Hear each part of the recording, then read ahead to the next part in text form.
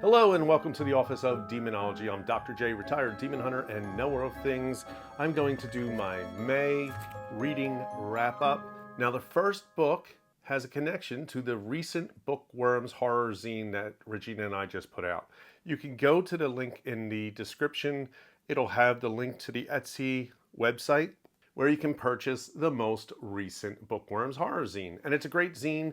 Will Erickson wrote an article, and he is from Paperbacks from Hell and Too Much Horror Fiction. I wrote an article which is based on the book I'm going to talk about in a second. There are 4 new fiction stories. Regina did a comic, I did a comic, there's Word Search. It's just our biggest horror zine yet. And we're so proud of it, and I really would love if you would support us doing this quarterly each year. This is actually starting the 2nd year of Bookworms, and it's all analog. Like we create this and it goes out in the mail, and there's no way to get this any other way except for having it mailed to you. You can't digitally download it, and once they sell out, they're gone. So pick it up. Bookworms Horror issue number 5, and it's all rock and roll horror, which brings me to the first book. This book is Backwards Masking Unmasked, Backwards Satanic Messages of Rock and Roll Exposed by Jacob Aranza. Jacob Aranza is one of the outstanding young ministers of America. Now, this book came out in 1983. This is like the start of the satanic panic in the 80s. And to me, this is not a joke. This guy is totally serious. This book is full of homophobia. It doesn't like sexual freedom. It doesn't like anything. Punk rock is evil. Everything is evil. This book really goes after everything, especially homosexuality. Like literally the first page, it says, rock music is laced with lyrics exalting drugs, immorality, homosexuality, violence, and rebellion. It goes off about Queen and how Queen is a secret word for homosexuals, and that We Are the Champions is the unofficial national anthem for gays. And then it says homosexuals in parentheses in case you didn't know that. It talks about the Eagles and how the Eagles are super evil. And it's got a lot of... I love the one thing it says here. So in the 80s, Olivia Newton-John, from Grease fame and Xanadu fame, she wrote a song called Let's Get Physical. And he writes, Olivia Newton-John, who had been looked on for years as a clean pop singer, set pornography to music with her recent hit, Physical.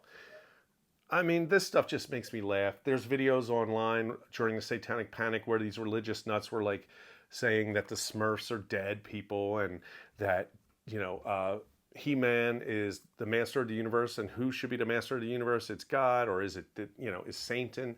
The toys, Dungeons and Dragons, everything was going, everything brought you to the devil. And maybe since I'm sitting here in the Office of Demonology, they were right. I mean, I'm an atheist. I don't believe in anything. I love stuff like Ozzy Osbourne and dark horror things. So maybe they were right. Maybe that's why I'm sitting here now not believing in God, because of the backwards masking. Now, the coolest thing about this is they explain it, that if somebody walked up to you and said, Satan is God, you'd be like, what? And they suggest that if you walked up to somebody and said, Dog si Nasta, which is Satan is God backwards, they wouldn't know what you're saying. But if you say that to them enough, your unconscious mind would figure out that it's a backwards masked sentence, and you would eventually believe Satan is God. Because, and so they're suggesting that when you listen to these records, you're hearing these backwards messages, dog si nasta, dog si nasta, dog si nasta, over and over, and then your brain, the creative side, figures it out. And then for some reason, now you think Satan is God. Now, my friend at work, we were joking around, and we just walk up to people and say, dog si nasta. And nobody's going to know. Try this at home. Walk up to people, say, dog si nastas. It's D-O-G for dog, S-I, which is backwards, and then Satan backwards. And I will bet you that no one's going to know what you're saying. They will not figure out that it's Satan is God. So it's a bunch of BS. But it was hilarious reading it. I picked this up on thrift books. And I don't remember, I think the reason why I was going to do a series of these videos on this, which I decided not to do. And that's it. That's one of my May reads. Next up, The Exorciser. This book is by Saul Weinstein and Howard Albrecht. Something horrible is taking place in the suburban house. A lovely woman possessed by the demon of gluttony has swollen to 300 pounds. No one can stop her except the Exorciser, which The Exorcist, The Exorcise, this came out around the same time as the book or the movie. So what's happening is they're making a funny parody, and it would be a great funny parody if the comedy wasn't so offensive. Now, this is written in the early 70s when comedy could be racist or sexist and no one blinked an eye. Reading this now, I'm like, holy crap, what did I just read? That was so racist or that was so sexist. Not funny, doesn't hold up, and if it wasn't for that stuff, it'd probably be a fun book to read because it has a lot of nods to the actual Exorcist. Certain characters are named after actors in The Exorcist and things like that. A lot of Easter eggs that if you know The Exorcist, you'll pick up on that. But because of the really offensive comedy in this book, I would not recommend it. Somebody said to me like, hey, I'd love to read that when you're done because it sounds funny, it sounds good. I won't let them. I don't think I'll even give it back to the thrift store because I don't think it's worth letting people read it because it's just a lot of tasteless stuff in here. And I am not against, I'm not easily offended is what I'm trying to say. But, I don't know if it's just the culture we're in that it stands out more than if I would have read this when I was younger. But yeah, I think I gave it 1 star. Next up, Taylor's Ark. I read this and loved it. I bought this because I thought it would be silly because this woman goes to space with her pets and they help her heal people by creating vaccines.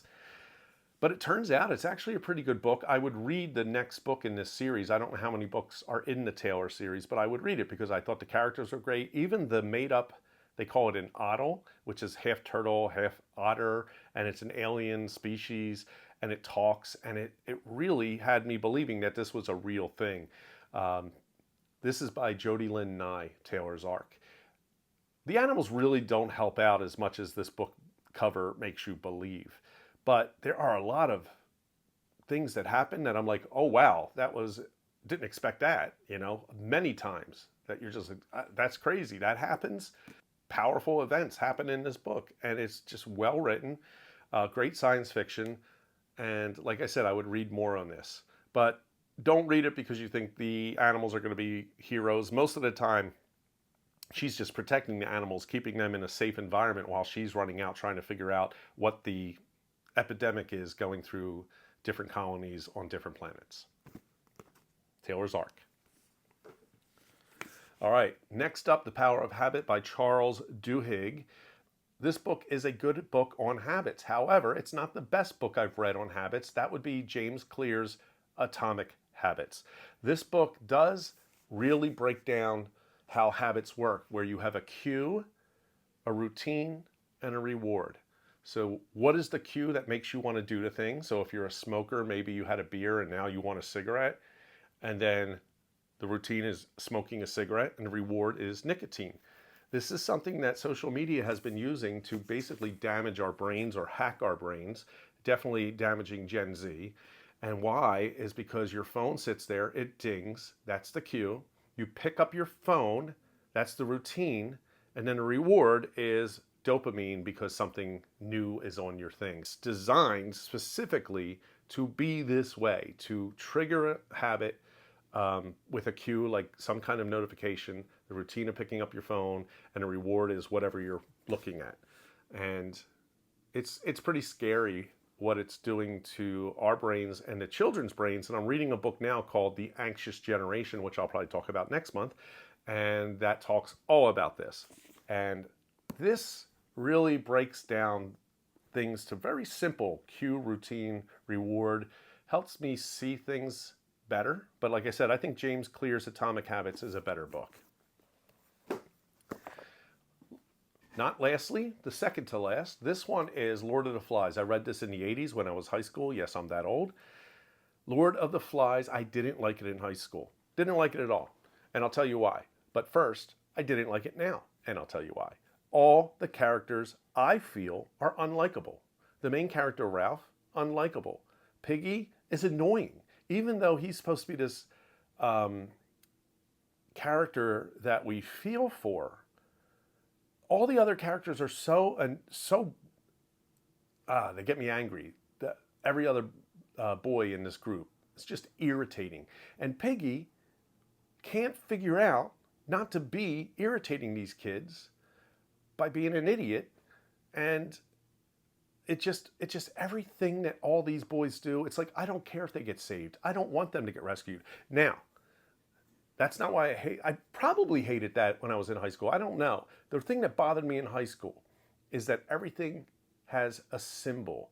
Like everything, the conch, the glasses, the fire, all that was symbolism. And I get that. This book is not for me. Those books, like if you want to study this book, you need to read it multiple times, get study guides, understand the symbolism, because I get what it's trying to say. I understand that what happens when society falls apart and how quickly can it fall apart and what each thing represents. But that's not entertaining to me, because it also, I realize that the plot has to follow the symbolism.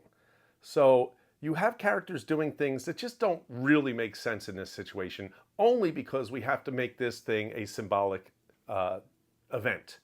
And that bothers me. That bothers me a lot. So I didn't like it because of the symbolism. I just wanted to read a book and enjoy it, but it was so annoying in English class where they're like, okay, now we understand that Piggy is this and the glasses are this. No, just give me a book I can read, enjoy for entertainment. And again, if you're somebody who loves to study that type of book, this is the book for you. This would be great if you're into that kind of deep reading. I'm not. I don't know what that says about me, but nope, not for me. And finally, this book was an audiobook, Yellow Face by R.F. Kuang. Great book. Love this book. I'm totally interested in reading more from this author. Story is, Athena is an Asian author who is like super famous and is just about to get a deal with Netflix.